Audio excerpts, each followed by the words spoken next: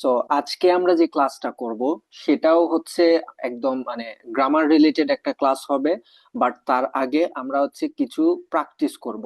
ঠিক আছে, আমরা আইএলটিএস স্পিকিং এ কি কি প্রয়োজন হয় সেরকম কিছু কোয়েশ্চেন্স আমরা প্র্যাকটিস করব। এবং অবশ্যই আমরা সেটা কিছু স্ট্রাকচার মেনটেন করে স্ট্রাকচার ফলো করে আমরা প্র্যাকটিস করব, যাতে আমরা ভালোভাবে অ্যান্সার করতে পারি, সেটা যে কোনো কোয়েশ্চেন হোক না কেন। তো আমরা প্রথমে হচ্ছে কিছু প্র্যাকটিস করব, দেন হচ্ছে আমরা গ্রামারের একটা টপিক দেখবো আজকে। খুবই ইম্পর্ট্যান্ট একটা গ্রামার টপিক, যেটা আজকে আমরা দেখবো। সেটা আমাদের আইএলটিএস স্পিকিং এ প্রয়োজন হবে, সেটা আমাদের আইএলটিএস রাইটিং এ প্রয়োজন হবে। দুইটা জায়গাতেই প্রয়োজন হবে আমাদের আজকের যে গ্রামারের টপিকটা সেটা। তো আজকে আমাদের গ্রামারের টপিক হচ্ছে, আমি যদি আপনাদেরকে দেখাই, sentence verb agreement for IELTS, which is very very very important. যারা হচ্ছে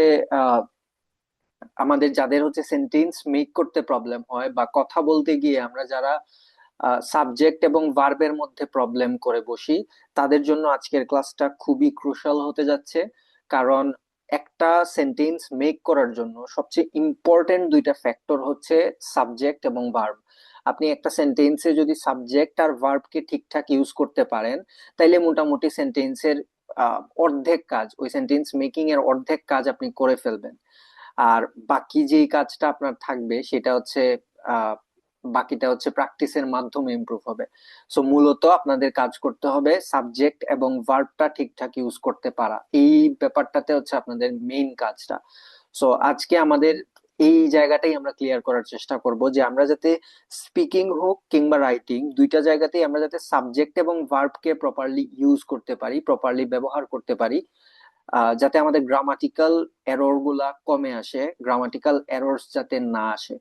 ঠিক আছে। সো এটা আমরা করব। তার আগে যেটা বললাম, যে আমরা যেহেতু বেসিক লেভেলে আছি, আমরা প্রথমে কিছু প্র্যাকটিস করব, প্রথমে কিছু স্পিকিং আমরা প্র্যাকটিস করব। এবং সেগুলা অবশ্যই খুবই বেসিক লেভেলের স্পিকিং। আপনাদেরকে আমি প্রথম ক্লাসে বলেছিলাম যে আইএলটিএস এ স্পিকিংটা তিন ভাগে বিভক্ত, সেটা আমরা জানি। তিনটা পার্ট থাকে, speaking part 1, part 2 and part 3। তো এই তিনটা পার্টে আমাদেরকে কোয়েশ্চেন্স অ্যান্সার করতে হয়, different types of questions, different kinds of questions, and ওই কোয়েশ্চেন গুলার অ্যান্সার করার ওয়েটাও কিন্তু ডিফারেন্ট হয়। সো সেই জন্য আমরা হচ্ছে পার্ট ওয়াইজ প্র্যাকটিস করব। তার আগে সবচেয়ে বেসিক যে পার্টটা আইএলটিএস স্পিকিং এর, সেটা হচ্ছে স্পিকিং পার্ট 1। এবং পার্ট 1-এ খুবই কমন এবং ইউজুয়াল টপিকে কোয়েশ্চেন থাকে। কমন এবং ইউজুয়াল কিরকম? লাইক আপনার ডেইলি লাইফ নিয়ে, আপনার লাইকস ডিসলাইকস নিয়ে, এবং হচ্ছে আপনার রেগুলার অ্যাক্টিভিটিস নিয়ে, আপনি কি কি করেন, বিভিন্ন কাজ, যেমন সেটা হইতে পারে বই পড়া, হইতে পারে মুভি দেখা, হইতে পারে মিউজিক শোনা, বা এইরকম যে কোনো কাজ। ইট could B shopping, or it could be something else, যেটা আপনি রিয়েল লাইফে করে থাকেন। এইরকম কিছু টপিকের উপর আইএলটিএস স্পিকিং পার্ট 1-এ আপনাকে কোয়েশ্চেন করে। তো এর আগে আপনাদেরকে স্পিকিং পার্ট 1-এর সবচেয়ে বেসিক যে কোয়েশ্চেন টাইপটা, মানে কমন যেই টাইপের কোয়েশ্চেন করে থাকে, ডু ইউ ব্যবহার করে, like do you like listening to music, do you watch movies, do you read books, তারপর হচ্ছে do you like arts, do you like sports, do you like play, do you like cinema, এরকম different types of do you ব্যবহার করে যেই সংক্রান্ত question গুলা করা হয়। আমরা লাস্ট ক্লাসে সেই ধরনের কোয়েশ্চেন গুলা কিভাবে অ্যান্সার করতে হয় তার একটা প্রপার স্ট্রাকচার আপনাদেরকে দেখাইছি। এবং সেই স্ট্রাকচারটা মেনটেইন করে আপনারা যারা প্র্যাকটিস করছেন, তারা নিশ্চয়ই ডিফারেন্সটা বুঝতে পেরেছেন, যে আগে আপনি কতটুকু ভালো অ্যান্সার করতে পারতেন, আর এখন স্ট্রাকচারটা মেনটেইন করে যখন অ্যান্সার করার চেষ্টা করতেছেন তখন কতটুকু ভালো অ্যান্সার করতে পারতেছেন।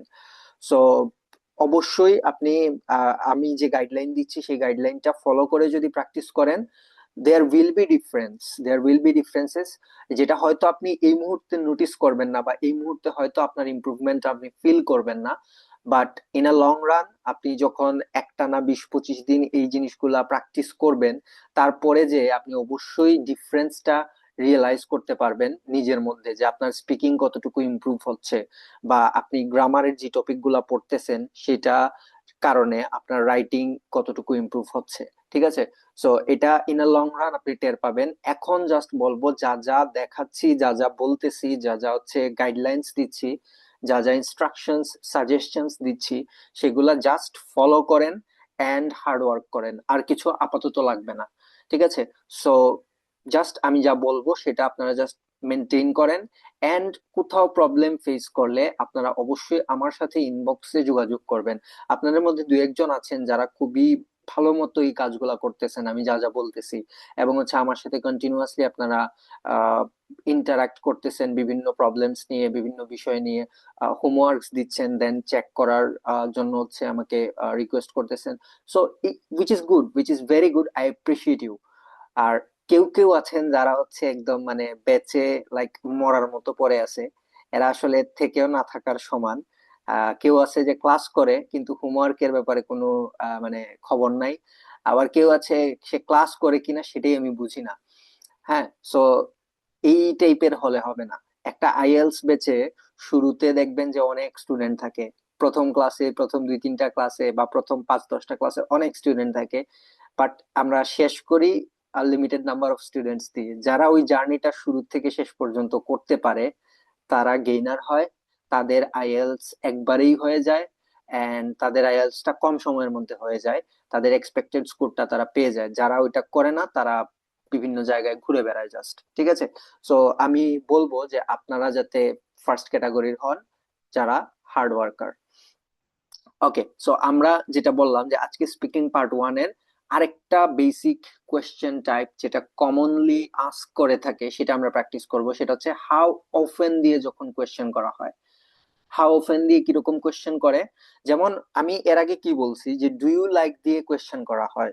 হ্যাঁ, do you like music, do you like sports, do you like arts, do you like, it could be anything. হ্যাঁ, do you like roses, do you like flowers, এরকম যে কোনো কোয়েশ্চেন্স করতে পারে ডু ইউ দিয়ে। তো ওইটা আমরা ইউজুয়ালি প্রেজেন্ট সিম্পল টেন্স ব্যবহার করে অ্যান্সার করি। আমরা ওই ধরনের কোয়েশ্চেনে প্রথমে ইয়েস অথবা নো ব্যবহার করে ডিরেক্ট অ্যান্সার দেই, তারপরে হচ্ছে আমরা ওইটার রিজনস দেই, তারপরে হচ্ছে আমরা একটা এক্সপিরিয়েন্স অ্যাড করার চেষ্টা করি যদি পসিবল হয়, অথবা এক্সাম্পল দেই। এক্সাম্পল আর এক্সপিরিয়েন্স মোটামুটি একই ক্রাইটেরিয়াতে ফিট হয়, সো দুইটাই একই জিনিস। তো এটা হচ্ছে ডু ইউ টাইপের কোয়েশ্চেনের ক্ষেত্রে গেল, উইচ ইজ ভেরি কমন। এটা আইএলস এ আপনাকে করবেই। আপনি পার্ট ওয়ানে হচ্ছে আপনাকে 7 থেকে 11টা কোয়েশ্চেন করবে, 3টা টপিক মিলায়। তো ওইখানে আপনার ডু ইউ টাইপের কোয়েশ্চেন থাকবেই, এটা একদম মানে 100% শিওর হয়ে বলা যায়। তো এটা গেল। এর পরবর্তীতে ডু ইউ দিয়ে ধরেন আপনাকে কোয়েশ্চেন করলো যে ডু ইউ ওয়াচ মুভিজ। তো এখানে আপনি সুন্দর মতো করে অ্যান্সার করলেন যে যে ইয়েস আই ওয়াচ মুভিজ, অথবা আপনি বললেন যে yes, I'm very keen to movies. I watch movies almost every day when I get time. এভাবে এভাবে আপনি হচ্ছে অ্যান্সার করলেন। এরপরে এই জায়গায় কি করা যায়, বিকজ বলে কেন মুভি দেখি সেটা বলা যায়, তাই না?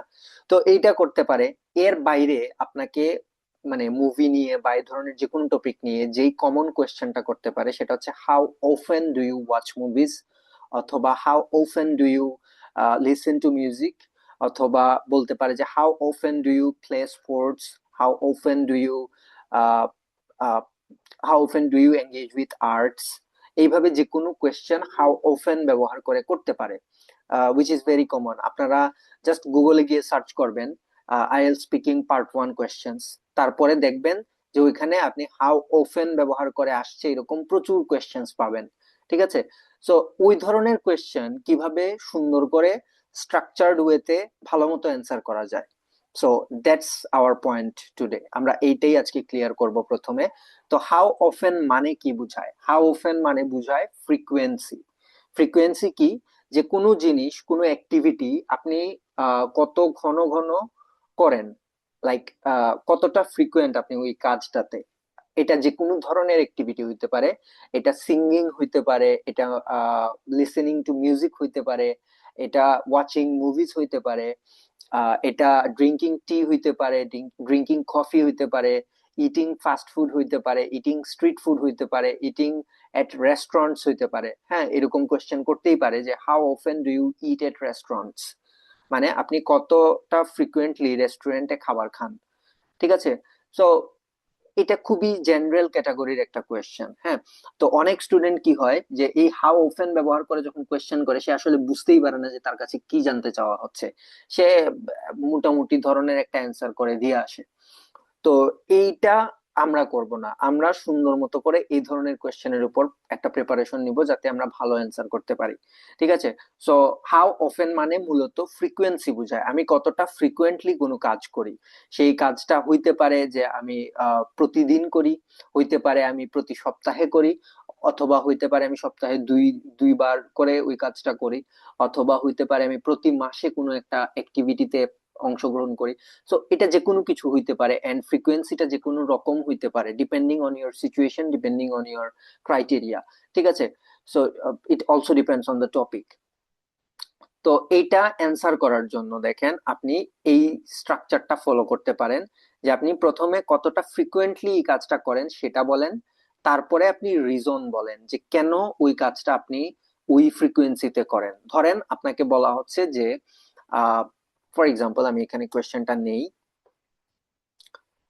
আপনাকে যদি এরকম বলে যে ডু ইউ ওয়াচ মুভিজ, আচ্ছা কোয়েশ্চেন তো হচ্ছে হাউ হাউ হাউ অফেন দিয়ে যদি জিজ্ঞেস করে, like how often how often do you watch movies, যে কতটা ফ্রিকুয়েন্টলি আপনি মুভি দেখেন।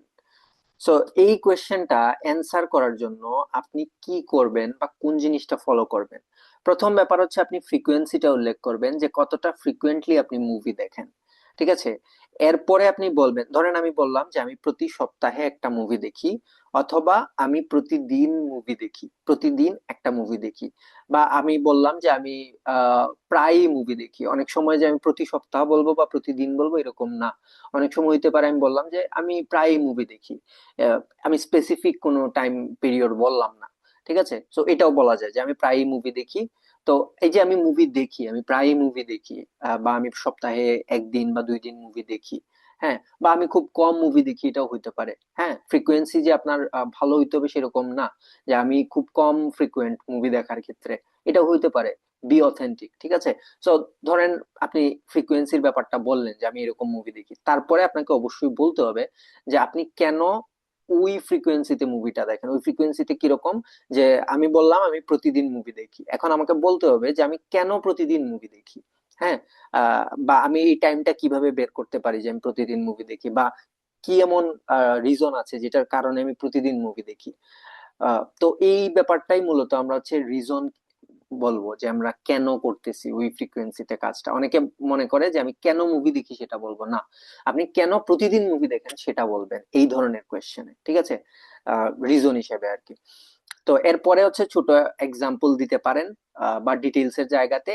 এই ডিটেইলস এর জায়গাটা, ডিটেইলস বললে অনেকে বুঝে না, সো এই জন্য আমি এটাকে বলি এক্সপিরিয়েন্স। আপনি এক্সপিরিয়েন্স এড করে দেন, এত ঝামেলায় না গিয়ে ডিরেক্ট একটা এক্সপিরিয়েন্স দিয়ে দেন, যে আমি গতকালকেও একটা মুভি দেখছি। ঠিক আছে, সিম্পল এরকম বলবেন যে I just watched a movie last night. ঠিক আছে। সো এটাতে কি হইলো, আমি এক্সাম্পল দিলাম, কিন্তু এটাকে আমি নিজের এক্সপিরিয়েন্স হিসেবে এক্সাম্পলটা দিলাম। হ্যাঁ, যেহেতু এগুলো পার্সোনাল কোয়েশ্চেন, সো আমি পার্সোনালি অ্যান্সার করব। ঠিক আছে। সো এইটা হচ্ছে ব্যাপারটা আমাদের এই ধরনের কোয়েশ্চেনের ক্ষেত্রে। এখন প্রপার স্ট্রাকচার কি হইতে পারে, কি কি ফ্রেজেস আপনি এখানে অ্যাপ্লাই করতে পারেন সেটা দেখেন।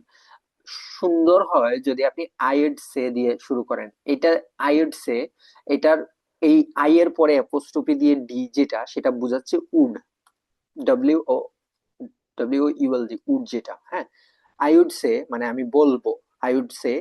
তো এই ধরনের কোয়েশ্চেনে like how often do you watch movies, I would say I watch movie quite often, অথবা I would say I watch movie almost twice a week or thrice a week, because I usually get time in the weekends to watch movies. So normally weekends are my prime time for watching movies. ঠিক আছে।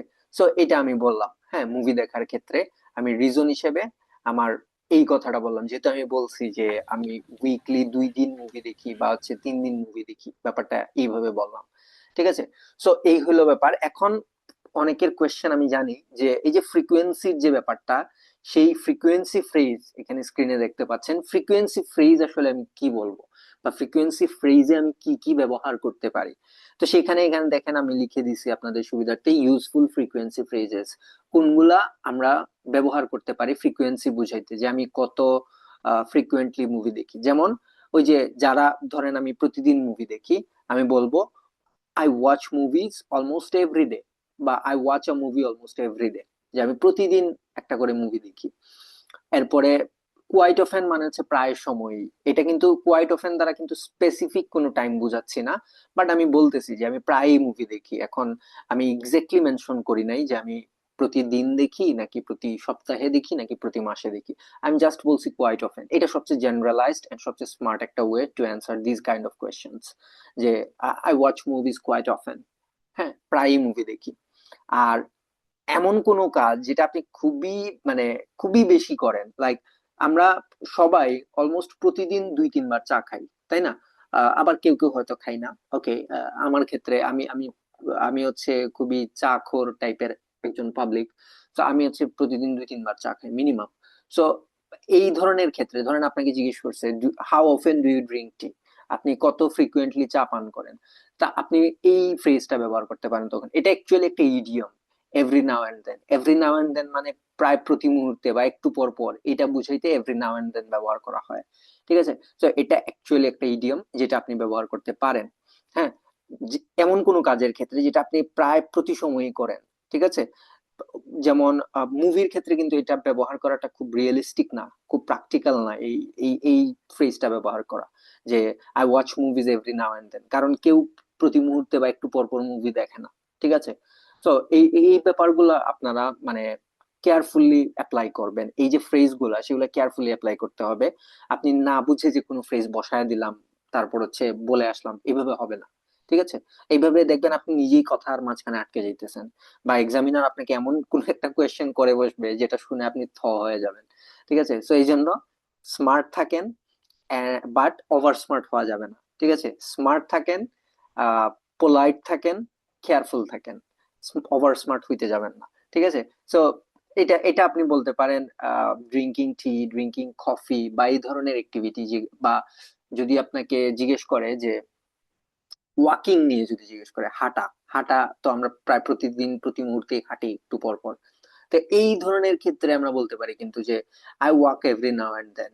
ঠিক আছে, আপনাকে যদি জিজ্ঞেস করে how often do you walk, যে কতটা ফ্রিকুয়েন্টলি আপনি হাঁটাহাঁটি করেন, তো আপনি এটা বলতেই পারেন যে I walk every now and then whenever I go to my office or go to my college or university. I prefer walking rather than taking a transport. ঠিক আছে, তো এই যে আমি অ্যান্সারটা বললাম, আমি কি বললাম, যে আমি প্রায় প্রতি মুহূর্তেই হাঁটি। whenever, whenever খুব সুন্দর একটা ফ্রেজ, যে কোনো আহ যে কোনো টপিককে, যে কোনো কোয়েশ্চেনকে প্রেজেন্ট সিম্পলে রেখে অ্যান্সার করার জন্য আপনি হোয়েনেভার দিয়ে শুরু করতে পারেন। যে যখনই, হোয়েনেভার মানে কিন্তু যখনই, যখনই আমি হচ্ছে আমি যেটা বলছি যে হোয়েনেভার I go to my office or go to college or anywhere I prefer walking, যে যখনই আমি অফিসে যাই, যখনই আমি হচ্ছে কলেজে যাই, অথবা যখনই আমি হচ্ছে আহ কোথাও যাই, তখনই আমি হচ্ছে হাঁটাটাকে প্রেফার করি, পছন্দ করি। সো আমি এটা বললাম আই প্রেফার ওয়াকিং। এরপরে আমি এক্সট্রা একটা অংশ কিভাবে এড করছি, রেদার দেন টেকিং ট্রান্সপোর্ট। মানে ট্রান্সপোর্ট মানে কি, ট্রান্সপোর্ট মানে হচ্ছে যানবাহন, মানে যানবাহন ব্যবহার করার পরিবর্তে। তো এই যে ফ্রেজ গুলা, এই যে ফ্রেজ গুলা, যেমন আমি যদি লিখি whenever, whenever dash dash dash, তারপর হচ্ছে মানে whenever this thing happens that thing happens, যে যখনই আমি অফিসে যাই আমি হাঁটি, whenever I go to office I prefer walking, or whenever I go to office I walk, or whenever I go to university I walk। ঠিক আছে, আমি হেঁটে ইউনিভার্সিটি যাই। এইখানে কি বললাম, যে আমি রেদার দেন এড করতে পারি। রেদার দেন মানে কি, রেদার দেন মানে হচ্ছে কোনো কিছুর পরিবর্তে। তো আমরা হাঁটি কিসের পরিবর্তে, আমরা ট্রান্সপোর্টে চড়ার পরিবর্তে, যানবাহনে চড়ার পরিবর্তে তো আমরা হাঁটি। তো এই ক্ষেত্রে আমরা রেদার দেন বলে এর উল্টা পাশের কোনো একটা জিনিস বলবো। ঠিক আছে, সো রেদার দেন এর ব্যবহারটা ইজি এন্ড খুবই ভালো একটা ওয়ে রেদার দেন ব্যবহার করা কোনো জায়গায় কোনো এক্সাম্পলকে সুন্দরভাবে বুঝাইতে বা কোনো এক্সপিরিয়েন্সকে সুন্দরভাবে এক্সপ্লেইন করার জন্য। তো আপনি রেদার দেন বলতে পারেন। যেমন আমি এখানে বললাম যে whenever I go to office I prefer walking rather than taking public transport or rather than taking a transport। ঠিক আছে, সো এইটা আমি বললাম। হ্যাঁ, এখন এটার জায়গায় ওই যে আমরা স্টার্ট করছিলাম কি দিয়ে, যে I walk every now and then. হ্যাঁ, আমি প্রায় প্রতিনিয়তই হাঁটি, ওইটা বুঝাইতে। ঠিক আছে, এভরি নাও এন্ড দেন মানে কোনো কাজ যেটা আমরা প্রতিনিয়ত করে থাকি। ওকে, এরপরে দেখেন আছে once or twice a week. Once a week মানে সপ্তাহে একবার কোনো কাজ আমি যদি করে থাকি সেটাকে আমি ওয়ান্স আ উইক বলবো।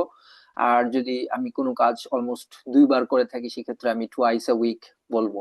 ঠিক আছে, সো যেমন মুভি দেখার ক্ষেত্রে এটা বলা যাইতেই পারে যে I watch movies almost twice a week. সপ্তাহে 2বার আমি মুভি দেখি। তারপরে আমি স্পেসিফিকলি বলতে পারি যে আমি কোন কোন দিনে মুভি দেখি। ঠিক আছে, ওকে। এরপরে দেখেন from time to time. From time to time মানে হচ্ছে কোনো জিনিস যেটা আমরা সময়ে সময়ে করি। সময়ে সময়ে করা মানে হচ্ছে কোনো স্পেসিফিক টাইম মেনটেইন করে যে কাজটা করি সেটা বুঝাইতে আমরা ফ্রম টাইম টু টাইম বলতে পারি। ঠিক আছে, যেমন ড্রিঙ্কিং টি এর ক্ষেত্রে বলতে পারি যে I drink tea from time to time. হ্যাঁ, I drink tea in the morning and usually in the evening. So এই যে আমি টাইম টু টাইম বলার পরে দুইটা টাইমিং বলে দিলাম যে আমি মর্নিং এ চা খাই অ্যান্ড ইউজুয়ালি। ইউজুয়ালি খুব সুন্দর একটা ফ্রেজ। ইউজুয়ালি আমি সন্ধ্যাবেলা চা খাই। তো এই দুইটা জিনিস হচ্ছে আমরা এখানে অ্যাপ্লাই করলাম, যেটা আপনারা হচ্ছে অ্যাপ্লাই করতে পারেন। ঠিক আছে, ওকে। আচ্ছা, ওয়েট আ মিনিট, আমার একটা কল আসছে।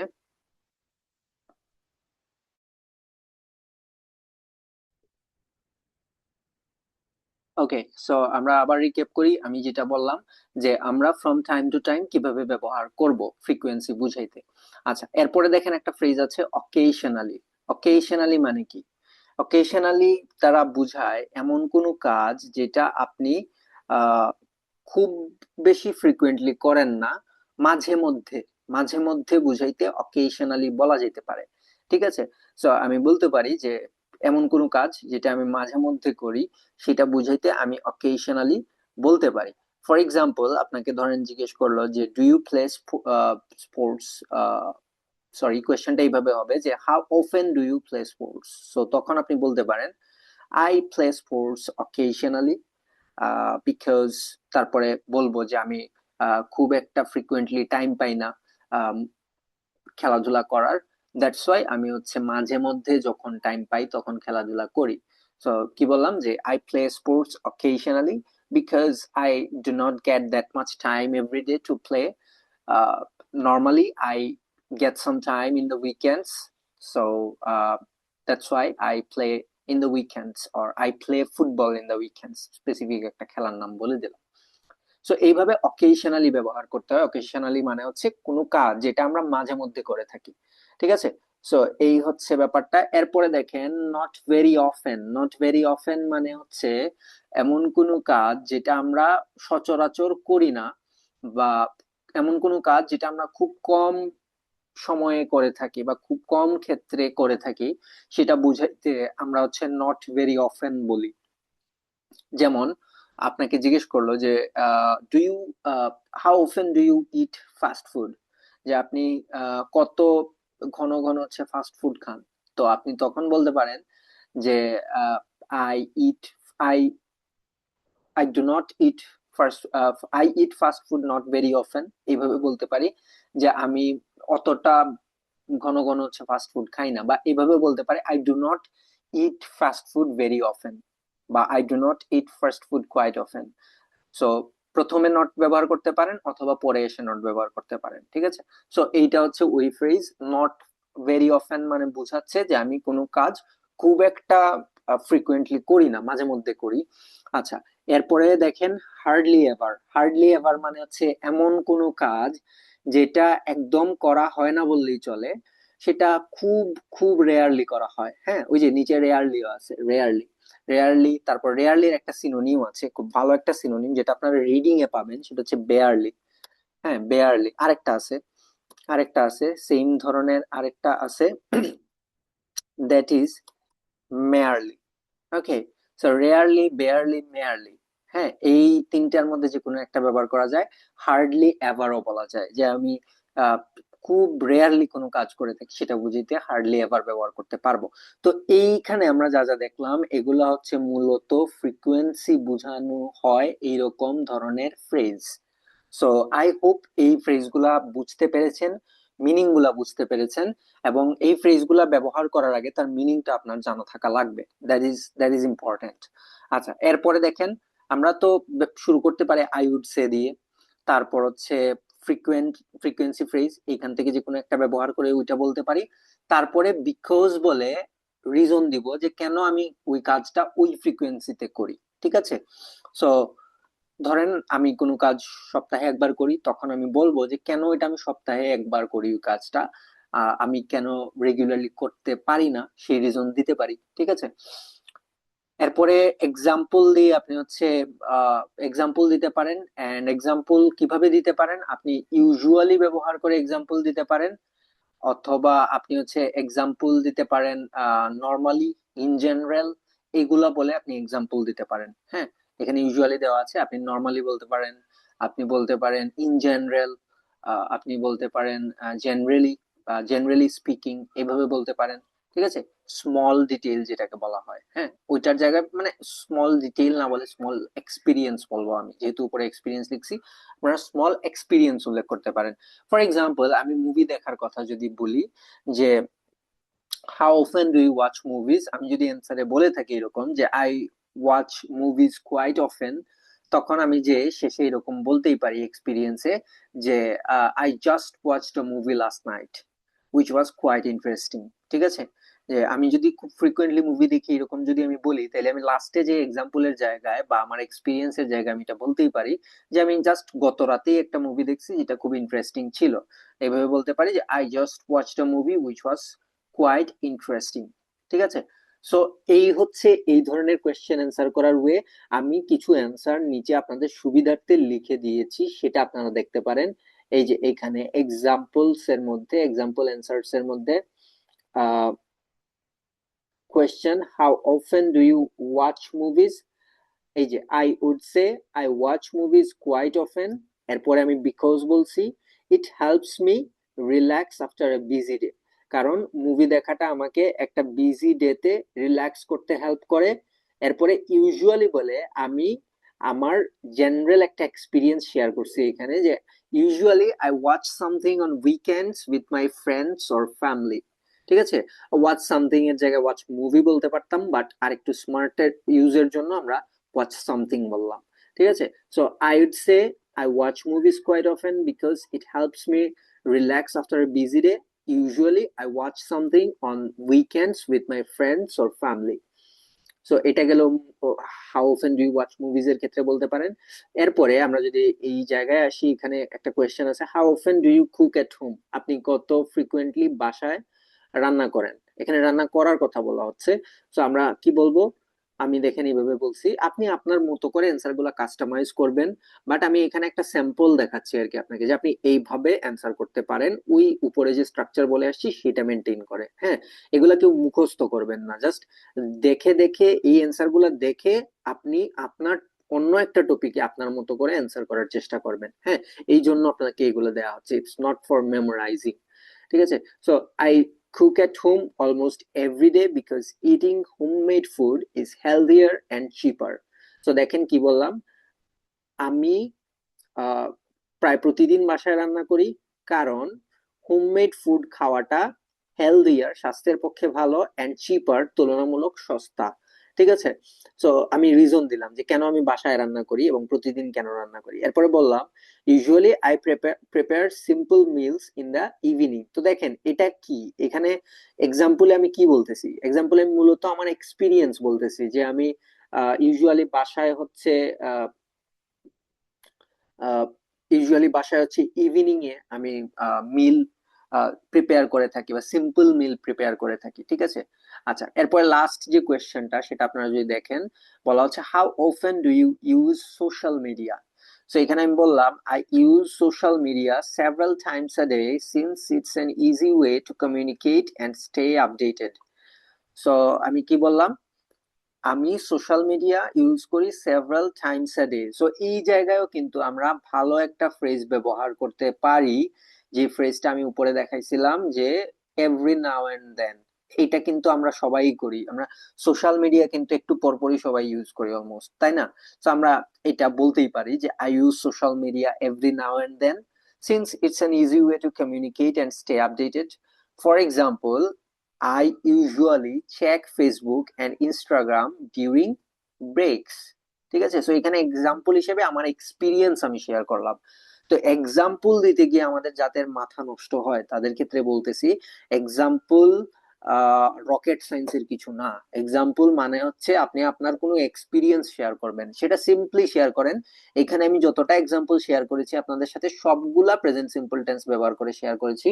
তো আপনারাও এই কাজটা করতে পারেন চাইলে, হাউ অফেন টাইপের কোয়েশ্চেনে এক্সাম্পলের জায়গায় প্রেজেন্ট সিম্পল টেন্সে আপনার কোনো জেনারেল এক্সপিরিয়েন্স শেয়ার করে দেন। দ্যাটস ইট, ঠিক আছে? সো এই হচ্ছে আমাদের কোয়েশ্চেন অ্যান্সার করার ওয়েটা। আমরা প্রথমে কতটা ফ্রিকোয়েন্টলি সেই কাজটা করি সেটা বলবো, তারপরে হচ্ছে বিকজ বলে একটা রিজন নিব, রিজন একটা নিলেই হবে, এবং এরপরে ইউজুয়ালি বলে বা ইন জেনারেল বলে বা জেনারেলি স্পিকিং এই ফ্রেজগুলো বলে আমি হচ্ছে একটা এক্সপিরিয়েন্স শেয়ার করব। That's it, that's the correct way to answer this kind of questions for আইএল speaking part 1। So I hope I made you understand. এই জায়গায় কারো কোনো কোয়েশ্চেন্স থাকলে আস্ক করতে পারেন, অথবা আমি আপনাদেরকে আস্ক করব কোয়েশ্চেন্স। আপনাদেরকে বলতে হবে, আমি যাকে আস্ক করব তিনি বলার চেষ্টা করবেন।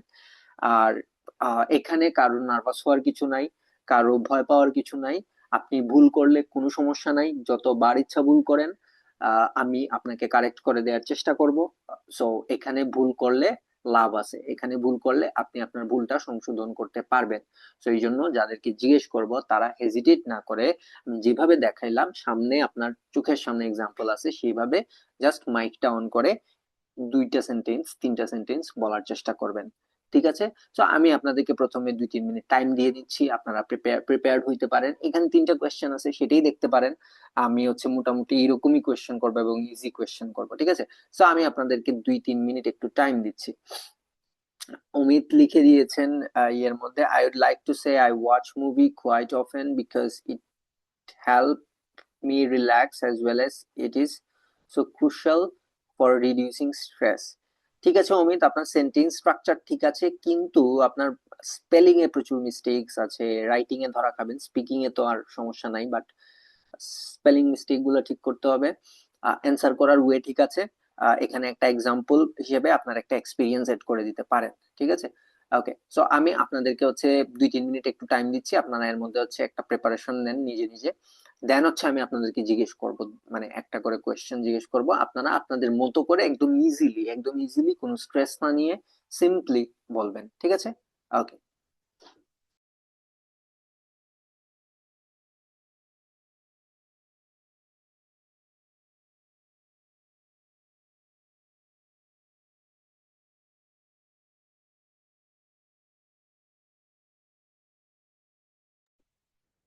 ওকে গাইস, কি অবস্থা? আপনারা প্র্যাকটিস করেছেন? সো প্র্যাকটিসের কথা বলার পরেই সংখ্যাটা কমে গেল লাইভে। সো ভয় পাচ্ছেন নাকি? ভয় পাওয়ার কিছু নাই। আহ, ব্যাপারটা আসলে ইজি। হ্যাঁ, আপনার চোখের সামনে অ্যান্সারের স্যাম্পল আছে, সেটা দেখে দেখে ওইটার মতো করে জাস্ট 2টা লাইন বলবেন, তাই না? তো ইটস কোয়াইট ইজি। সাহস রাখতে হবে, যার মধ্যে কথা বলার সাহস নাই সে আসলে স্পিকিং হবে না, তাকে দিয়ে হবে না, ঠিক আছে? সো ওই সাহসটুকু থাকতে হবে, ওই জড়তাটুকু যেদিন ভাঙতে পারবেন সেদিন আপনার স্পিকিং প্র্যাকটিস করাটা বা স্পিকিং এর প্রস্তুতিটা শুরু হবে, ঠিক আছে? ওকে, সো আমরা 4জন লাইভে আছি বুথহয়, হ্যাঁ। সো আমরা যারা আছি তারা আমরা একটু বলবো, আমি একজন একজন করে কোয়েশ্চেন করব, আপনারা আপনার মতো করে মাইক অন করে বলবেন, ঠিক আছে? সো এখানে হেজিটেট ফিল করার কিংবা নার্ভাস হওয়ার কিছু নাই। আই এম উইথ ইউ, কোনো জায়গায় ভুল করলে আমি আস্ক করব, ঠিক আছে? ওকে, সো অমিত খুবই interested, right? Boss, you can question me. Yes, I will. Okay, তাহলে অমিতকে দিয়ে শুরু করতেছি। সে হচ্ছে অ্যান্সার করার জন্য খুবই উৎসুক, and which is good. Interest থাকা ভালো এবং স্পিকিং এ ইন্টারেস্ট থাকাটা খুবই ভালো। একটা জিনিস মনে রাখবেন, যার স্পিকিং ভালো বা যে স্পিকিং এ ভালো সে সবগুলো মডিউলে ভালো, ঠিক আছে?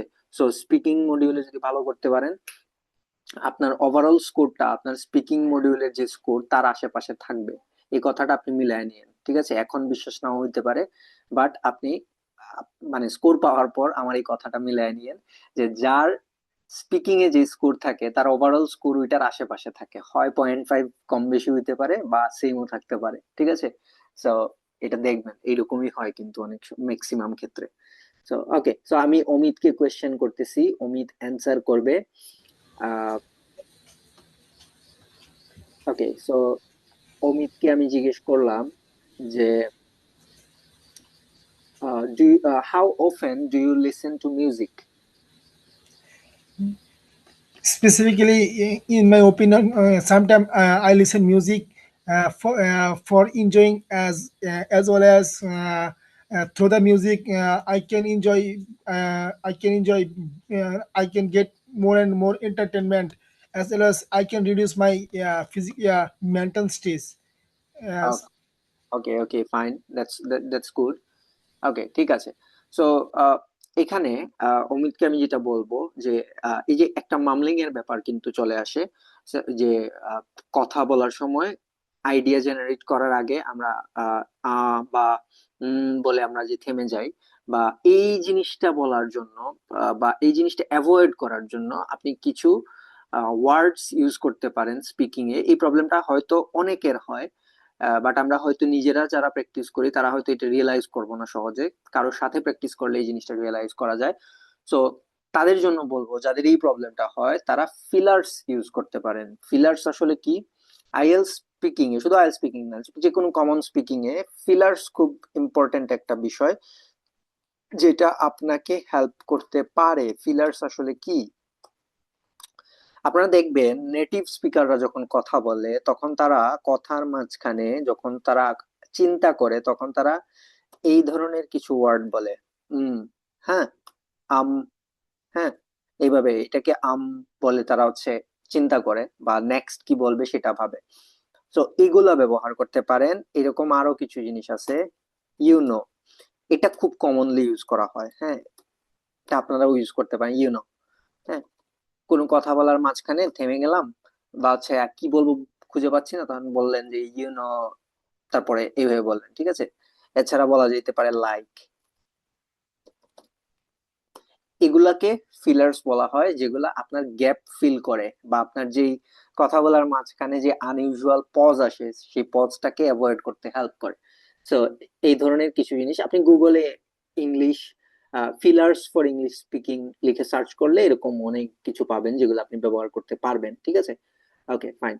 সো এরপরে আহ, আমি জিজ্ঞেস করব ফাহমিদা ম্যাম, আপনি বলবেন, আপনাকে আমি হচ্ছে কোয়েশ্চেন করব, আপনি অ্যান্সার করবেন সিম্পলি, হচ্ছে এখানে যেভাবে দেওয়া আছে সেভাবে অ্যান্সার করবেন।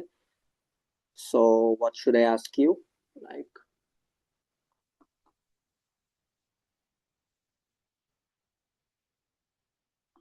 ওকে, how often do you drink টি?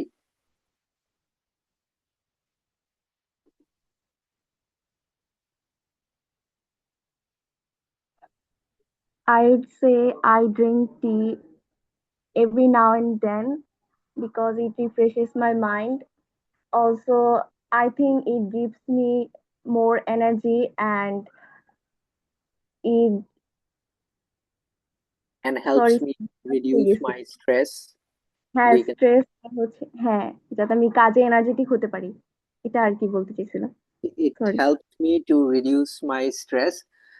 এরপরে আপনি একটা এক্সাম্পল যদি দিতে চান, এক্সাম্পলে আপনি এইভাবে ইয়ে করতে পারেন যে ah, for a- example in my exam time I drink more than twice or thrice to reduce my stress level for the exam and মানে এটাই বলতে পারি আর কি গুছায়া হ্যাঁ, এতটুকু বললেই হবে। এক্সামের ক্ষেত্রে এটা বলতে পারেন, বা আরো কমনলি আপনি এইভাবে বলতে পারেন যে for example I drink almost 3 to 4 cups of T a day, ঠিক আছে? যে আমি প্রায় প্রতি দিনই 3 থেকে 4 কাপ চা খাই, যেহেতু আমি বলছি যে আমি এভরি নাও এন্ড দেন চা খাই, ঠিক আছে? Okay, so I hope you got it. এইভাবে প্র্যাকটিস করবেন, এন্ড প্র্যাকটিসটা কারোর সাথে করবেন, সবার জন্য বলতেছি, প্র্যাকটিস করবেন, প্র্যাকটিসটা কারোর সাথে করবেন। এখন এই ব্যাচে আপনারা যারা আছেন, আহ ছেলেরা আপনারা যারা আছেন, তারা একজন আরেকজনের সাথে প্র্যাকটিস করতে পারেন, আপনারা নিজেদের মতো করে পেয়ার মেক করে নেবেন। হ্যাঁ, আপনারা নিজেদের মতো করে পেয়ার মেক করে, যদি পরিচিত, অনেকেই পরিচিত আছেন, হ্যাঁ, যে পরস্পর পরিচিত, সেই ক্ষেত্রে আপনারা আপনাদের মধ্যে প্র্যাকটিস করতে পারেন। অথবা এটা হচ্ছে মেইন, যখন স্পিকিং এর ক্লাসগুলো নিব তখন হচ্ছে আমি পেয়ার মেক করে দিব, সেটা হচ্ছে আর কয়েকটা ক্লাস পরেই আপনাদের পেয়ার মেক করে আমি দিব গ্রুপে। আমি প্রতিদিন চেঞ্জ করে দিব পেয়ার্স। হ্যাঁ, প্রতিদিন একজনের সাথে কথা বললে আপনি ইউজ টু হয়ে যাবেন, and তখন হচ্ছে আর আপনার ভুল হইলেও আপনি রিয়েলাইজ করবেন না, সেও রিয়েলাইজ করবে না। সো এই জন্য পেয়ার আমি মেক করে দিব। আপাতত হচ্ছে আপনারা নিজেরা প্র্যাকটিস করেন, তারপরে পেয়ার আমি মেক করে দিব, আপনারা ওই পেয়ারে কথা বলবেন। ঠিক আছে? এন্ড প্রতিদিন কথা যে বলছেন সেটার প্রুফ আমাকে দিতে হবে। You can share screenshot, or better would be screen recording, but ওইটা আমি জানি একটু ডিফিকাল্ট হইতে পারে, বাট স্ক্রিনশট দিতে পারেন যে আমি হোয়াটসঅ্যাপে কথা বলছি 5 মিনিট 10 মিনিট, হোয়াটএভার। আচ্ছা, তাইলে আরো দুইজন আছেন, তাদেরকে দেখি কি কোয়েশ্চেন জিজ্ঞেস করা যায়। ওকে, কাউসার, আপনি বলবেন এখন। Your question is, how Yes, sir. often do you play sports? বুঝছি না sir. How often do you play sports? I often Facebook uh, every week, and because it's a very healthy in my life. Such as Okay, for this question you can go like, আপনি এভাবে বলতে পারেন যে I play sports, বা starting এভাবে বলতে পারেন যে আচ্ছা, I would say এই জায়গায় না বলি, আমরা এভাবে বললাম যে I play sports almost once or twice a week, because I don't get enough time every day to play sports. Usually, I get free time on the weekends, and I play with my friends almost every weekend. ঠিক আছে? So এই যে আমি বললাম, এখানে আমি কি বললাম, আমি মূলত একটা লজিক্যাল একটা রিজন দেওয়ার চেষ্টা করলাম যে আমি প্রতিদিন কেন খেলাধুলা করতে পারি না, আমি কেন সপ্তাহে একবার বা দুইবার খেলাধুলা করি। যখনই কোনো কিছু বলবেন যে আপনি সপ্তাহে একবার বা দুইবার করেন কোনো কাজ, তখন আপনি রিজনে সিম্পলি বলে ফেলবেন যে কেন এটা আপনি ডেইলি করেন না, কি কি প্রবলেমস আছে। তো প্রবলেমস কি হইতে পারে? বিজনেস, ওয়ার্ক, স্টাডি, এই ধরনের কোনো জিনিস যেটার কারণে আমি ওই কাজটা প্রতিদিন করতে পারি না, আমি উইকেন্ডে করি। এবং যেহেতু স্পোর্টস বলছি সেহেতু বললাম যে আমি আমার ফ্রেন্ডসদের সাথে মাঠে যাই, এটা বলতে পারি, হ্যাঁ, উইকেন্ডে। Okay, fine. এবার হচ্ছে আমি কোয়েশ্চেন করবো, লাস্ট কোয়েশ্চেন, সাইদুল স্যার আপনাকে কোয়েশ্চেন করবো, and your question is, okay,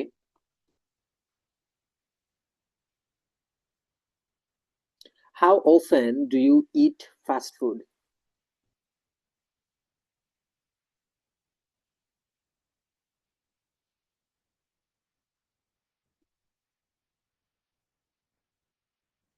Did you get my question?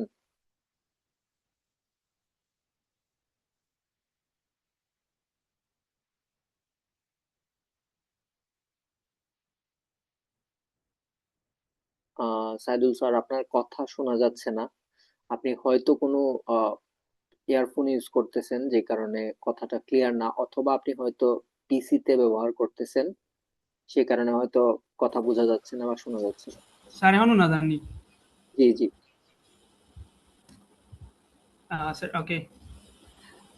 I eat fast food occasionally, probably twice a month.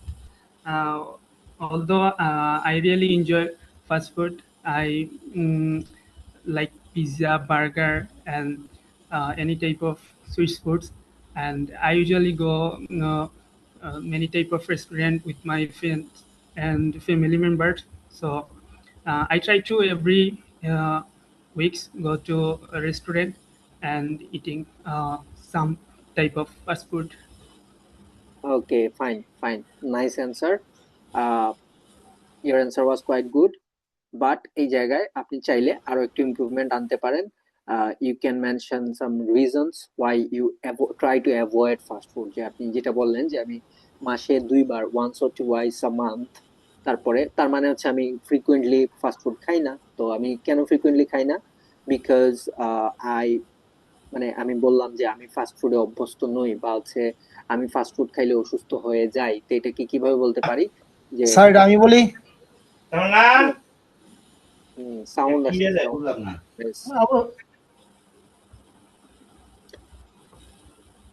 ওকে, অমিত বলেন। Specifically, occasionally I eat fast food.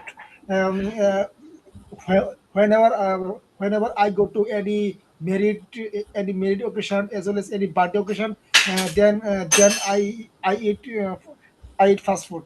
But I don't eat fast food daily because it has volume of effect, such as it create acidity, as well as it create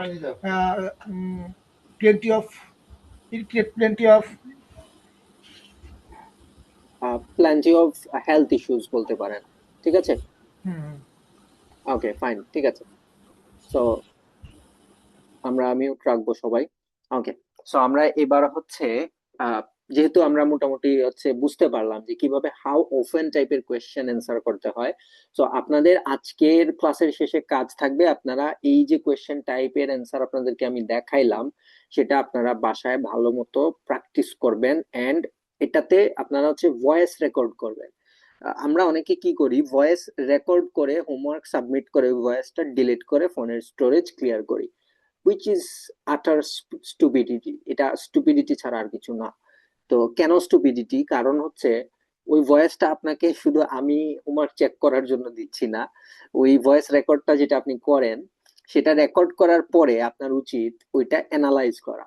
হ্যাঁ, যে আপনি ওইটাতে কি কি mistake করছেন সেটা খাতায় নোট করা, এন্ড কি কি ইমপ্রুভমেন্ট আপনি নিয়ে আসতে পারেন ওই ভয়েসে যে যা যা বলছেন সেখানে, সেটাও নোট করা।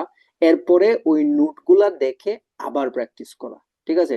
তো এই এই একটা, এটাও একটা উদ্দেশ্য যে কারণে আপনাদেরকে আমি ভয়েস মেক করার জন্য হোমওয়ার্ক দিয়ে থাকি, ঠিক আছে? তো এই কাজটাও করবেন। হ্যাঁ, শুধু ভয়েস রেকর্ড করে স্যারকে সাবমিট করলাম তারপর এটা ডিলিট করে দিলাম, এইভাবে হবে না।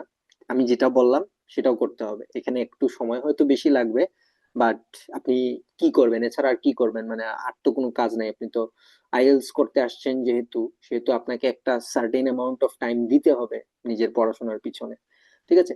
ওকে, সো আমাদের প্র্যাকটিস সেশন শেষ বলতে পারি। এবার আমরা গ্রামারের একটা টপিক যেটা বললাম খুবই ইম্পর্টেন্ট।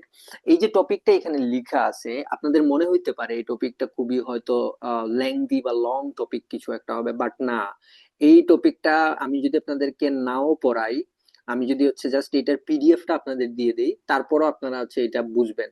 বাট আমি আপনাদেরকে এটা ক্লাসে বুঝাই দিব, এন্ড হচ্ছে দেন আপনারা এটা দেখে দেখে সেন্টেন্স মেক করার ট্রাই করবেন, তখন দেখবেন ইজিলি পারবেন। আর যেহেতু আপনাদের হচ্ছে টেন্সের উপর ক্লাস অলরেডি হয়ে গেছে, সো আপনাদের টেন্স সম্পর্কে আইডিয়া আছে যে প্রেজেন্ট সিম্পল টেন্স কিভাবে মেক হয়, কিভাবে প্রেজেন্ট সিম্পল টেন্সের সেন্টেন্স মেক হয়, কিভাবে পাস্ট সিম্পল মেক হয়, কিভাবে ফিউচার সিম্পল মেক করতে হয়। তারপর প্রেজেন্ট সিম্পলে থার্ড পারসন সিঙ্গুলার নাম্বার যদি হয় সাবজেক্ট, তাইলে ভার্বের সাথে এস বাই এস যুক্ত করতে হয়। তো ওই যে রুলস গুলা, ওইগুলোই মূলত হচ্ছে আপনার এই আজকের আলোচনার বিষয়। লাইক সাবজেক্ট আর ভার্বের যে ফর্মটা, সাবজেক্ট এমন হইলে ভার্ব অমন হয়, এই ব্যাপারটাই সাবজেক্ট ভার্ব এগ্রিমেন্ট, ঠিক আছে? সো এই জিনিসটা ক্লিয়ার করার জন্য আমি আপনাদেরকে জাস্ট সিম্পলি দুইটা জিনিস বুঝাই। প্রথমত আপনাকে বুঝতে হবে সিঙ্গুলার সাবজেক্ট কি, ঠিক আছে? প্রথমত আপনাকে বুঝতে হবে সিঙ্গুলার সাবজেক্ট কি। সো সিঙ্গুলার সাবজেক্ট আসলে কি? সিঙ্গুলার সাবজেক্ট আসলে কি? সিঙ্গুলার সাবজেক্ট হচ্ছে যেই সাবজেক্টে, মানে যেই সাবজেক্টটা একা থাকে। হ্যাঁ, যেই সাবজেক্টটা একা থাকে, এটা যে কোনো পার্সনে হইতে পারে। লাইক আই, ইউ কিন্তু সিঙ্গুলার প্লুরাল দুইটাই হইতে পারে। হ্যাঁ, ইউ দ্বারা তুমিও বুঝায়, ইউ দ্বারা তোমরাও বুঝায়, ঠিক আছে? সো সিঙ্গুলার সাবজেক্ট হিসেবে আই হইতে পারে, ইউ হইতে পারে, হি, শি, ইট, এগুলা সবগুলাই সিঙ্গুলার সাবজেক্ট। এখানে যে কোনো নামও হইতে পারে, এটা আবুল, বাবুল, লাবুল, কাবুল, যে কোনো নাম হইতে পারে, ইট কুড বি এনিথিং। সো যে কোনো ব্যক্তি বা বস্তু যেটা একটাই আছে, হ্যাঁ, একটাই আছে, যেমন দ্য টেবিল, আমি বললাম যে the table is too high, টেবিলটা খুব উঁচু। এখানে দা টেবিল হচ্ছে সাবজেক্ট এবং সে কিন্তু সিঙ্গুলার, কারণ দা টেবিল আমি নির্দিষ্ট করে একটা টেবিলকে বুঝাচ্ছি। সো সাবজেক্ট সিঙ্গুলার মানে হচ্ছে কোনো একটা জিনিস যেটা একা আছে, হ্যাঁ, একা। সো সিঙ্গুলার সাবজেক্ট বুঝাবে when your subject is alone, when your subject is alone, ঠিক আছে। সিঙ্গুলার সাবজেক্ট বুঝতে হবে, এরপরে আপনাকে বুঝতে হবে plural subject. Plural subject, plural subject আসলে কি? প্লুরাল সাবজেক্ট হচ্ছে যেখানে একাধিক ব্যক্তি বা একাধিক বস্তু থাকে।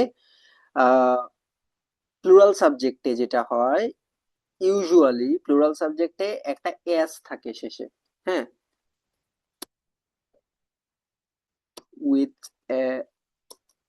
S, with S in the ending. Usually ওই ওয়ার্ডের শেষে একটা এস থাকে, ঠিক আছে। এখানে এসটা অ্যাপোস্ট্রফির ভিতরে দিয়ে দিই, তাইলে বুঝতে অসুবিধা হবে না, ঠিক আছে। Usually with a S in the ending, ঠিক আছে।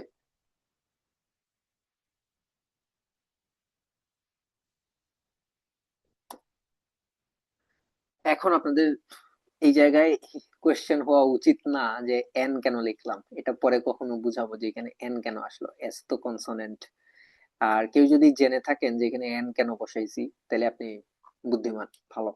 ওকে, সো এটা পরে কোনোদিন বুঝাবো, আমাকে আস্ক করেন, যেদিন আর্টিকেলের উপর ডিটেইলস ক্লাস নিব সেদিন এই জিনিসটাও বুঝাবো যে এস কেন, এস এর আগে আমি কি এন কেন লিখলাম এখানে। তো usually with an S in the ending, হ্যাঁ। সো প্লুরাল সাবজেক্ট কিরকম, যেমন the tables, the chairs, the books, the bottles।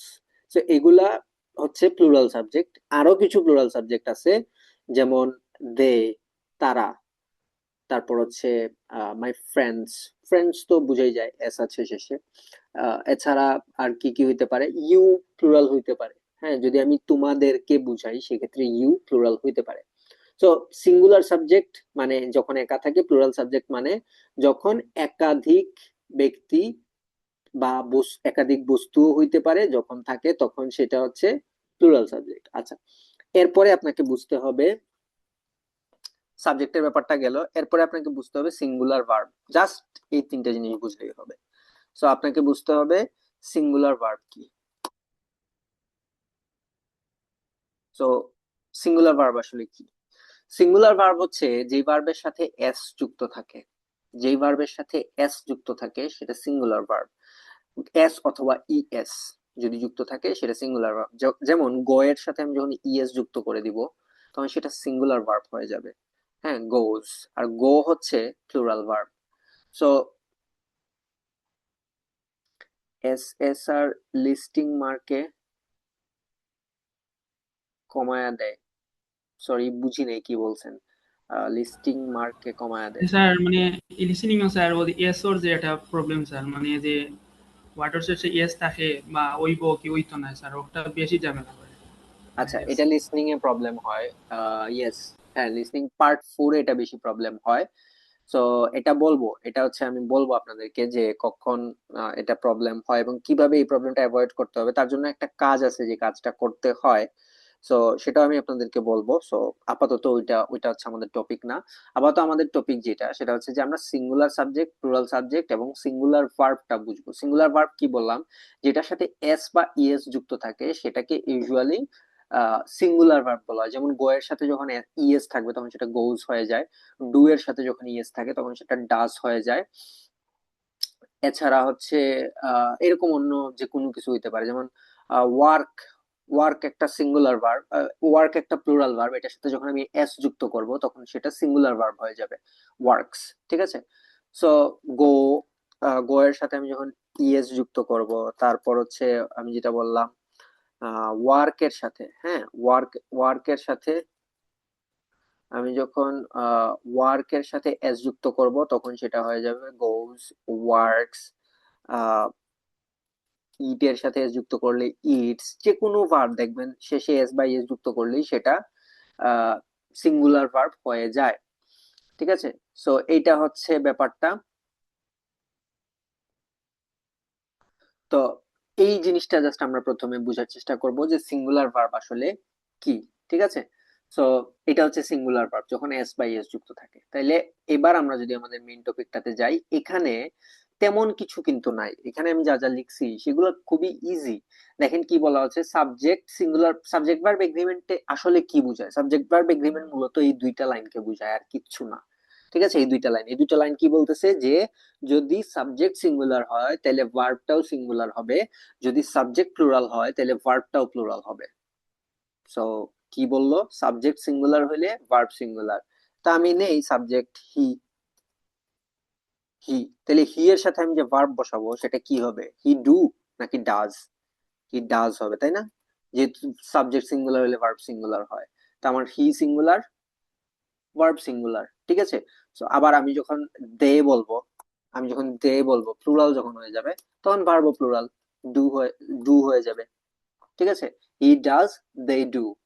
তো এই হচ্ছে ডিফারেন্স, এবং এটাকেই বলা হয় সাবজেক্ট ভার্ব এগ্রিমেন্ট। ঠিক আছে, এটাকেই বলা হয়ে থাকে সাবজেক্ট ভার্ব এগ্রিমেন্ট। সো এই ব্যাপারটা আপনারা হচ্ছে খেয়াল রাখবেন, এন্ড এইটাই হচ্ছে মূলত সাবজেক্ট ভার্ব এগ্রিমেন্টের মেইন কথা। যেমন এক্সাম্পলে আছে দ্য স্টুডেন্ট, এটা সিঙ্গুলার, এটা সিঙ্গুলার, নাউনটা সাবজেক্টটা সিঙ্গুলার, এখানে একজন স্টুডেন্ট বোঝাচ্ছে। দ্য স্টুডেন্ট যেহেতু সিঙ্গুলার সাবজেক্ট সেহেতু ভার্বও singular, the student works hard. কিন্তু আমি যখন দ্য স্টুডেন্টস বলবো, আমি যখন প্লুরাল সাবজেক্ট নিব তখন ভার্বটাও প্লুরাল, ওয়ার্কস হার্ড। ঠিক আছে, সো এইটা হচ্ছে সাবজেক্ট ভার্ব এগ্রিমেন্টের মেইন বিষয়। এবার আমরা আইএলটিএস লেভেলের কিছু অ্যাডভান্সড রুল আছে যেগুলো আপনার পড়তে হবে, এখানে মার্ক করে দেয়া আছে হাইলাইট করে। তো এইগুলা জাস্ট আপনি এই রুলস গুলা বুঝার ট্রাই করেন। দেখেন আমি সিম্পলি আপনাদেরকে সহজে বুঝাই দেই একদম শর্টে।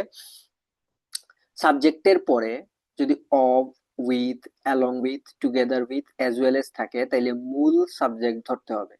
আমি জানি প্রথমে বুঝে পরে কিছু বুঝবেন না, তো এবার এক্সাম্পলে আসেন। The quality of education is improving, এটা দ্বারাও ইজিলি বোঝা যায় না। আপনি এটা নেন এক্সাম্পলটা, কি বলছে উপরে, উপরে যান, এবার এবার উপরে তাকান কি বলতেছে, সাবজেক্টের পরে of, with, along with, together with, as well as এগুলা থাকলে মূল সাবজেক্টকে ধরতে হবে। হ্যাঁ, মূল সাবজেক্ট, মূল সাবজেক্ট কে? মূল সাবজেক্ট হচ্ছে যে আর কি, মানে মেইন এখানে। হ্যাঁ, এখানে মেইন যে, সাথে যে সে না। তাহলে মেইন এখানে কে? এলএনএ মেইন কে? টিচার না স্টুডেন্টস? এখানে দেন সাবজেক্টের the teacher with his students, but main কে? এই সেন্টেন্সের মধ্যে মেইন কে? The teacher, yes. সো এইখানে আপনি মেইনটাকে সাবজেক্ট ধরবেন এবং মেইনটা অনুযায়ী আপনি ভার্বটা অ্যাপ্লাই করবেন। ঠিক আছে, সো দেখেন the teacher with his students is present, এখানে আর দেয়া হয় না। অনেকের মনে হবে যে মানে টিচার এবং স্টুডেন্ট তো অনেকজন, তাইলে এখানে তো ভার্ব প্লুরাল হওয়ার কথা ছিল, কিন্তু ওই যে একটা এক্সেপশন রুল, সেটা বলতেছে যদি সাবজেক্টের পরে of, with, along with, together with, as well as এগুলা দিয়ে অন্য কোনো সাবজেক্ট যুক্ত থাকে তখন মেইন যে সাবজেক্ট তাকে আপনি সাবজেক্ট হিসেবে ধরবেন। তাইলে আমি মূল সাবজেক্ট এখানে কে? দ্য টিচার, তাহলে আমি দ্য টিচারকে সাবজেক্ট হিসেবে ধরছি, এবং এটাকে, এটা যেহেতু সিঙ্গুলার, দ্য টিচার যেহেতু সিঙ্গুলার, এটা যেহেতু মেইন সাবজেক্ট এবং এটা যেহেতু সিঙ্গুলার সেহেতু আমি ইজ ব্যবহার করছি। ঠিক কিভাবে দেখেন, the manager along with his staff, এখানে স্টাফ একও হইতে পারে একাধিক হইতে পারে, বাট আমার মেইন সাবজেক্ট হচ্ছে ম্যানেজার। ম্যানেজার কিন্তু এখানে একজন। The manager along with his staff has arrived, has arrived. ঠিক আছে, সো এই হচ্ছে ব্যাপারটা আর কি। এখন এই সেম সেন্টেন্সটাতে আমি আর কখন বসাবো সেটা আমি যদি একটু দেখাই আপনাদেরকে, যে আর কখন বসাবো। তো আমি এখানে আর বসাবো তখন যখন আমি এইভাবে লিখবো যে দ্য স্টুডেন্টস, আমি যদি স্টুডেন্টস কে মেইন সাবজেক্ট নেই, দ্য স্টুডেন্টস উইথ দিয়ার টিচার, দিয়ার টিচার, এখন আমি লিখবো আর প্রেজেন্ট। বুঝতে পারছেন? আমি মেইন সাবজেক্ট কিন্তু এখানে স্টুডেন্টস। কেন? কারণ উইথ এর পরে এই যে উপরে যেগুলো লেখা আছে, এই যে এগুলা with, along with, together with, এগুলার পরে যে থাকে সে মেইন না, এগুলার আগে যে থাকবে সেই মেইন। তো এগুলার আগে এখানে কে আছে? উইথ এর আগে দ্য স্টুডেন্টস আছে, এটা প্লুরাল। এটা যেহেতু প্লুরাল সেহেতু আমি ভার্বটাকে প্লুরাল নিয়েছি। The students with their teacher are present, the manager along with his staff has arrived। সো এই হচ্ছে ব্যাপার। যেমন এখানে ভুল কোনটা সেটা দেখানো হচ্ছে, the quality of education are improving. আচ্ছা, এটা ভুল কেন?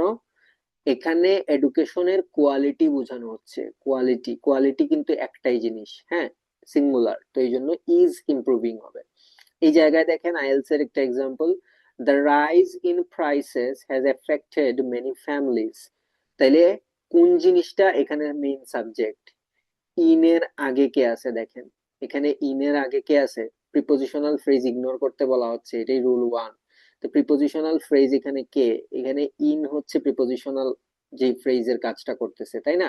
তাহলে প্রিপোজিশনাল ফ্রেজ অ্যাভয়েড করব, যে ইন প্রাইসেস এটা প্রিপোজিশনাল ফ্রেজ, আমি এটাকে অ্যাভয়েড করে এটাকে নিব মেইন সাবজেক্ট। তাহলে দ্য রাইজ হচ্ছে মেইন সাবজেক্ট, আর এটা হচ্ছে এর সাথের যে অংশটা। তাহলে the rise in prices has affected. হ্যাঁ, যদি এটা প্লুরাল হইতো তখন হ্যাভ হইতো। আপনারা জানেন যে প্লুরাল হইলে হ্যাভ হয়, সিঙ্গুলার হইলে হ্যাজ হয়। ওকে, সো এবার রুল 2, আইদার নাইদার। ঠিক আছে, আইদার নাইদার থাকলে কি হয়? আইদার অফ তারপরে প্লুরাল নাউন, তাইলে সিঙ্গুলার ভার্ব হবে। নাইদার অফ এর পরে প্লুরাল নাউন হইলে সিঙ্গুলার ভার্ব হয়। মানে আইদার অফ নাইদার অফ থাকলে আপনার এটার সাথে যদি প্লুরাল নাউনও হয় ভার্ব সিঙ্গুলার হবে।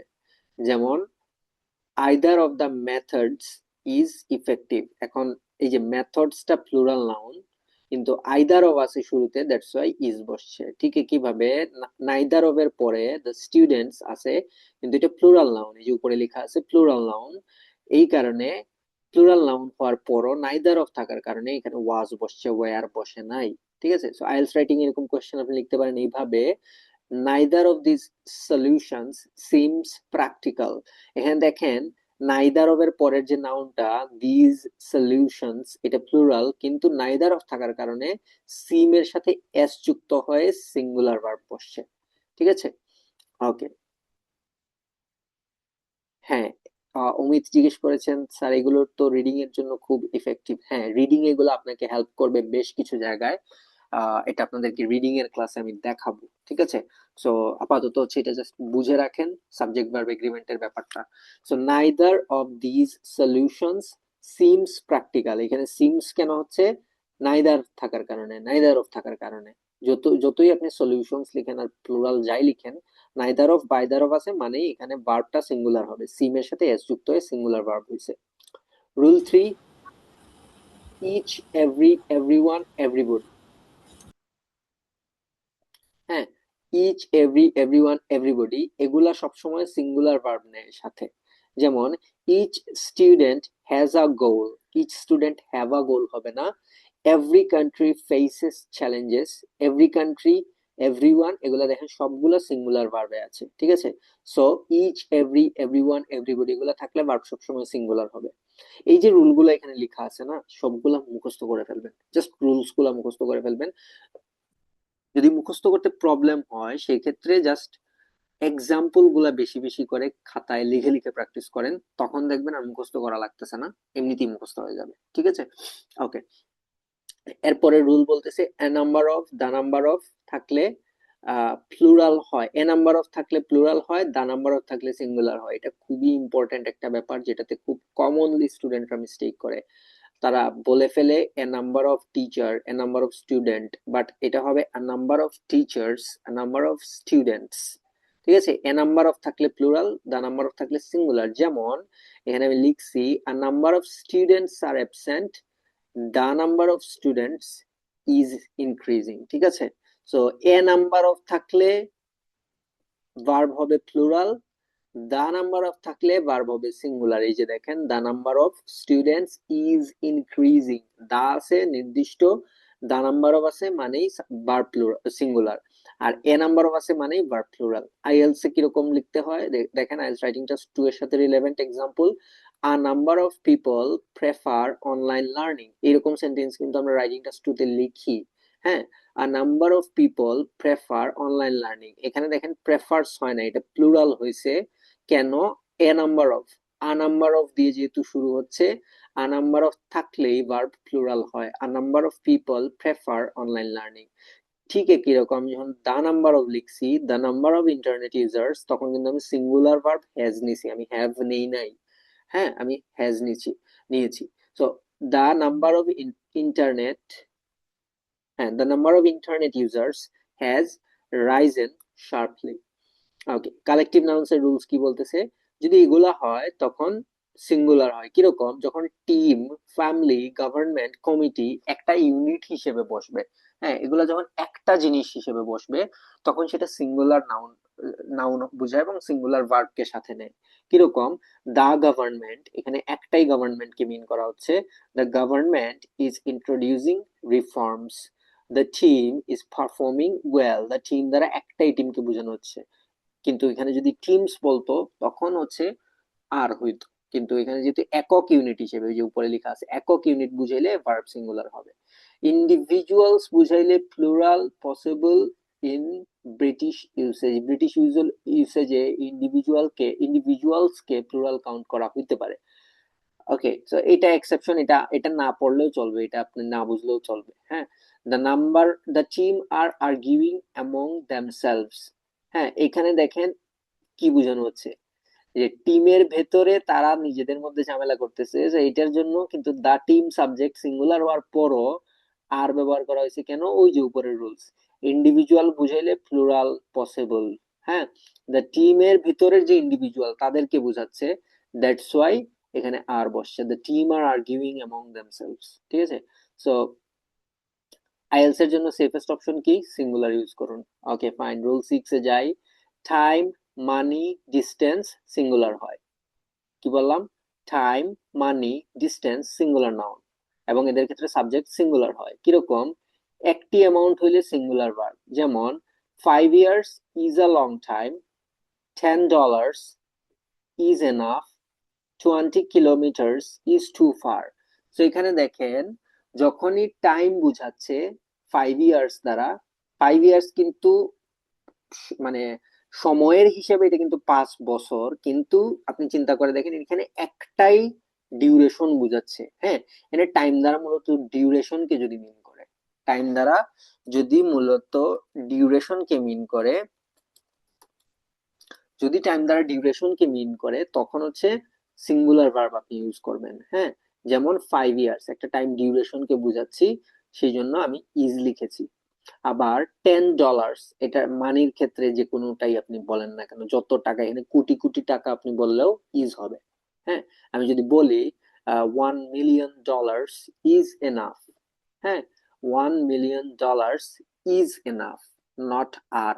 ডলার্স আছে বলে যে আর হবে এরকম না, $1 million দ্বারা একটা অ্যামাউন্ট বোঝাচ্ছে, অ্যামাউন্টটা একটা, হয়তো ডলার অনেকগুলা বাট অ্যামাউন্টটা একটা। সো অ্যামাউন্ট হিসেবে কাউন্ট করে এটাকে ইজ লেখা হচ্ছে। সো ওই যে উপরে লেখা আছে রুল, টাইম, মানি, ডিস্টেন্স। ডিস্টেন্সের ক্ষেত্রে কিরকম? 20 kilometers is too far, 20 kilometers। এখানে দেখেন কিলোমিটার্স বলা হয়েছে 20 থাকার কারণে, কিন্তু এটা একটা দূরত্ব বোঝাচ্ছে। হ্যাঁ, একটা দূরত্ব, কিলোমিটারের সংখ্যায় সেটা 20 কিন্তু দূরত্বটা একটা, দ্যাটস ওয়াই ইজ বসছে, সিঙ্গুলার ভার্ব। ওকে, আইএলটিএস এক্সাম্পল কিরকম? 3 hours is sufficient for the exam, এক্সামের জন্য 3 ঘন্টাই যথেষ্ট। 3 hours যদিও লিখছি কিন্তু এটা টাইমের একটা অ্যামাউন্ট বোঝাচ্ছে, দ্যাটস ওয়াই ইজ বসছে। সো আই হোপ এটা বুঝছেন। জিরান্ড যদি সাবজেক্ট হিসেবে বসে তাইলে ভার্ব সিঙ্গুলার হয়। জিরান্ড কি সেটা তো বলছি আপনাদের, ভার্বের সাথে আইএনজি যুক্ত হয়ে যখন নাউনের কাজ করে তখন সেটা gerund. So verb plus I N G subject হলে সিঙ্গুলার হয়। কি সিঙ্গুলার হয়? ভার্ব সিঙ্গুলার হয়। হুম, হ্যাঁ, ভার্ব প্লাস আইএনজি সাবজেক্ট হলে ভার্ব সিঙ্গুলার। মানে দেখেন, রিডিং বুকস, এখানে রিডিংটা কিন্তু জিরান্ড, ঠিক আছে, এটা নাউনের কাজ করতেছে। Reading books improves vocabulary, reading books improves হয়েছে, রিডিং বুকস ইমপ্রুভ হয় নাই, এটা ইমপ্রুভস হবে, কারণ কাজটা একটাই, ঠিক আছে, কাজটা একটাই। জিরান্ড যেহেতু, জিরান্ড দিয়ে যখন সেন্টেন্স শুরু হবে তখন সাবজেক্টটা সিঙ্গুলার হবে, এস বাই এস যুক্ত হবে। Exercising regularly helps health, reading books improves vocabulary, exercising regularly helps improving health, এভাবে বলতে পারেন। ওকে, আইএলটিএস এক্সাম্পল কি রকম, এই যে ইউজিং, এটা কিন্তু জিরান দিয়ে শুরু হচ্ছে sentence. Using technology wisely enhances, এনহ্যান্সের শেষে এস যুক্ত আছে, using technology wisely enhances productivity.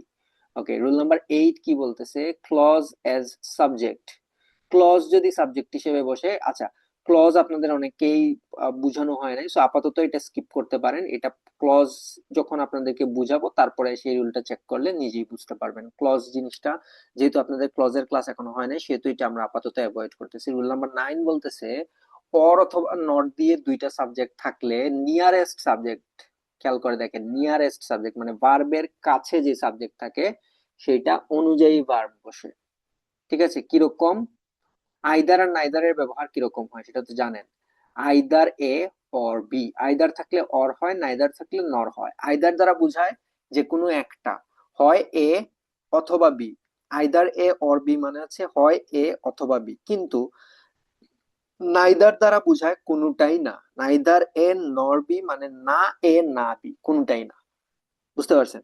Either মানে হচ্ছে যে কোনো একটা, নাইদার মানে কোনোটাই না, ঠিক আছে। এখন এক্সাম্পল যদি দেই, এক্সাম্পলে দেখেন রুলটা কি, রুল বলতেছে কাছে যে সাবজেক্ট থাকবে তার অনুযায়ী ভার্ব হবে, অর্থাৎ কাছের সাবজেক্টটা যদি সিঙ্গুলার হয় তাহলে ভার্ব সিঙ্গুলার হবে, কাছের সবচেয়ে কাছের সাবজেক্টটা যদি মানে ভার্বের কাছে যে, ভার্বের কাছে যে সাবজেক্ট থাকবে সে যদি প্লুরাল হয় তাহলে ভার্ব প্লুরাল হবে। এক্সাম্পল দেখেন নিচে, either the teacher or students are coming, খেয়াল করে দেখেন, আর এটা হচ্ছে ভার্ব তাই না, এর কাছে সাবজেক্ট কোনটা, স্টুডেন্টস, এটা প্লুরাল না, দ্যাটস ওয়াই ভার্ব প্লুরাল হয়েছে, ঠিক আছে। যদি এটা সিঙ্গুলার হইতো তাহলে আমি এখানে ইজ লিখতাম। সো কাছের যেই সাবজেক্ট সে যদি সিঙ্গুলার হয় আমার ভার্ব সিঙ্গুলার হয়, কাছের যে সাবজেক্ট সে যদি প্লুরাল হয় আমার ভার্ব প্লুরাল হয়। যেমন দেখেন, আইদার দ্য স্টুডেন্টস, অর্থাৎ একই সেন্টেন্স জাস্ট উল্টায় লিখছি, either the students for the teacher, এখানে দেখেন এই যে এখানে ইজ বসছে কেন, এই যে কাছের যে ভার্ব দ্য টিচার এটা কাছে না, ওইটা মানে দ্য স্টুডেন্টস এর তুলনায় এটা কাছে, তো যেটা কাছে সেটা যেমন তেমন ভার্ব হবে। এটা যেহেতু singular subject, singular noun, that's why ভার্বটাও সিঙ্গুলার হয়েছে।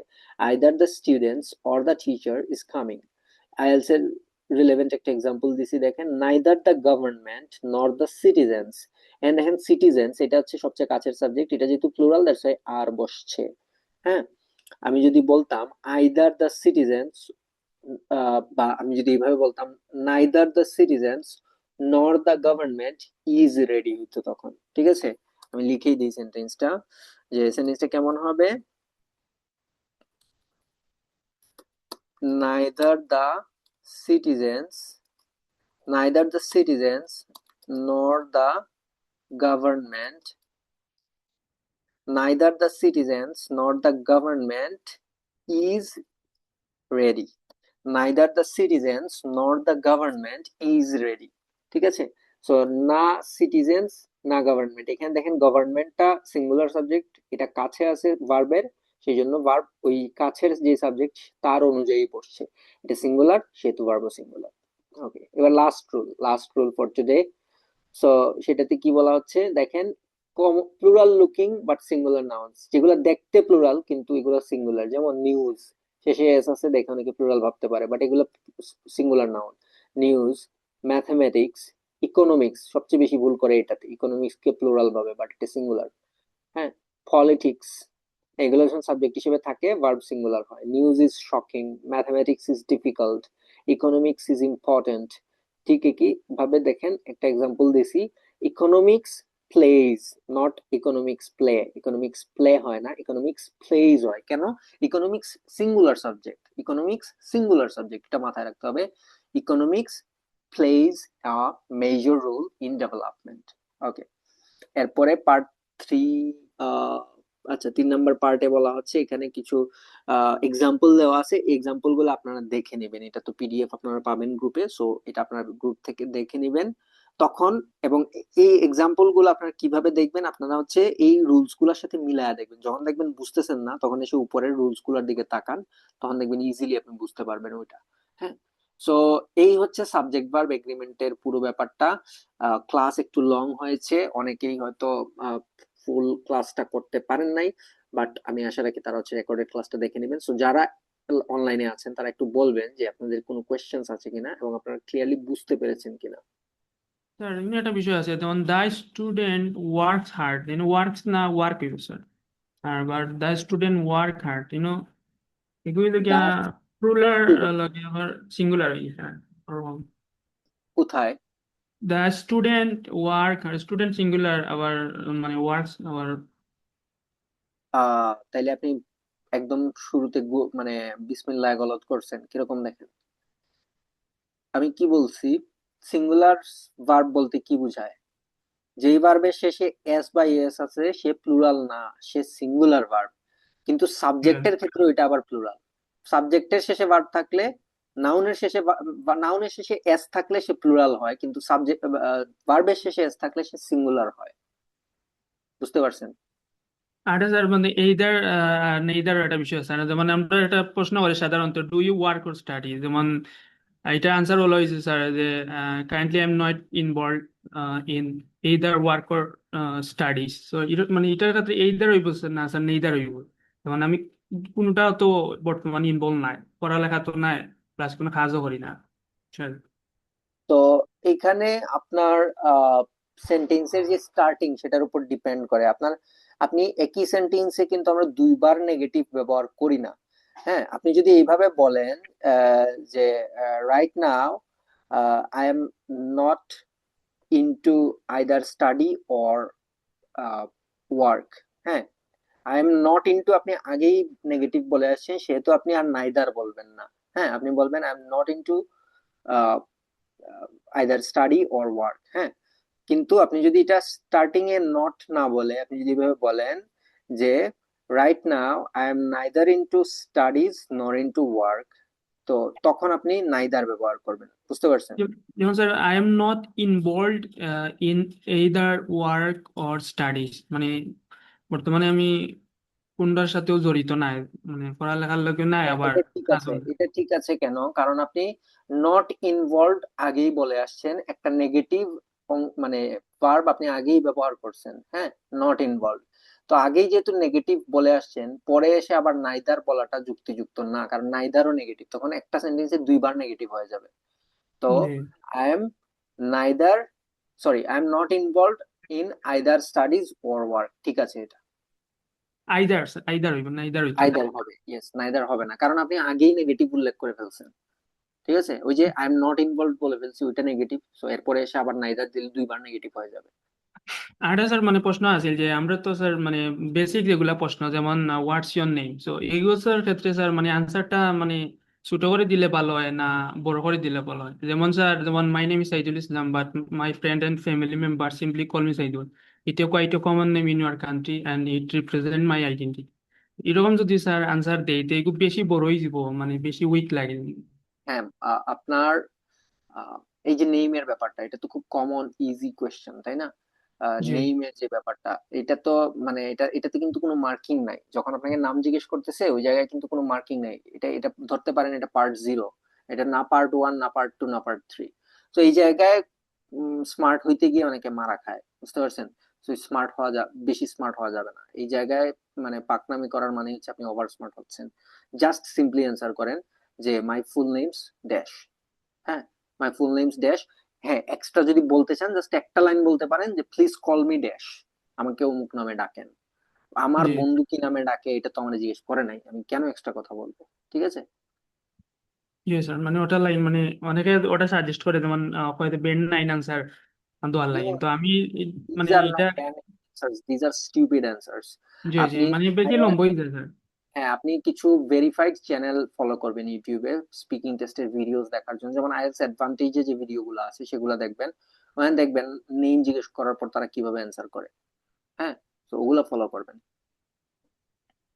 মানে স্যার আরেকটা বিষয় আছে না যে তোমার হোয়ার আর ইউ ফ্রম, মানে এগুলো তো স্যার মনে ওগুলো বেসিক এটা প্রশ্ন, এগুলো মানে মাস্ট করবো।